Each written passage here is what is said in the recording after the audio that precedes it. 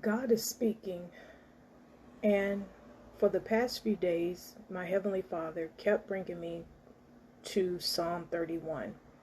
Only when I left the house, I will see this passage, Psalm 31, on someone's car or just out and about. And I immediately came home.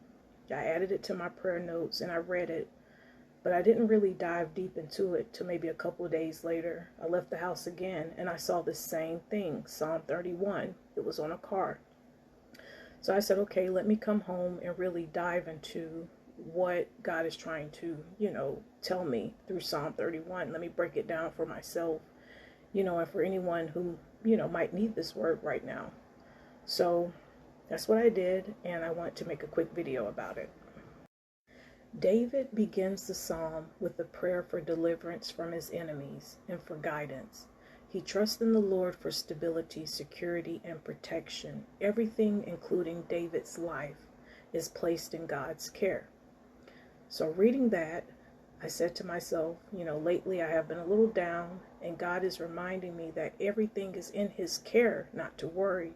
Don't worry about your enemies, how your day is going to go. Just place all your trust in me and allow me to continue doing what I've been doing all along, beloved. Have I let you down yet? So I was like, okay.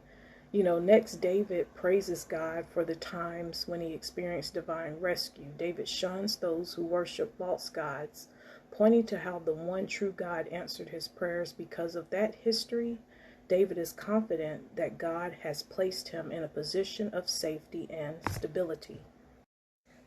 David still experiences hardships. His enemies plot and lie about him. Friends and neighbors turn their backs on him. Sounds familiar? This pushes David to exhaustion and tempts him to despair, as it would for anyone. Nevertheless, he trusts in the Lord. And believes his entire life is controlled and guided by God's hands. When you know that, nothing can tear you down. Yes, you'll get tired, but God is always there to restore you. God is always there to restore you. The psalm closes with expressions of amazement. God serves as a refuge of goodness for those who trust in him. Those who follow the Lord will ultimately be rescued from all evil, including plots and accusations. Although David's natural fears made him feel alienated from the Lord, he testifies that the Lord heard his prayer. He concludes with an appeal to the Lord's people. Knowing the Lord avenges the wicked, he encourages all who trust God to be purposeful, brave, and constant in their faith. God is listening. For anyone going through heavy warfare right now, God is with you and he hears our prayers. He is fighting for us right now. Do not grow weary. The enemy, for a second, had me thinking all kinds of low vibrational thoughts these past few days. Very emotional, very low vibrational thoughts about my life, about everything. And I got up. I started praying.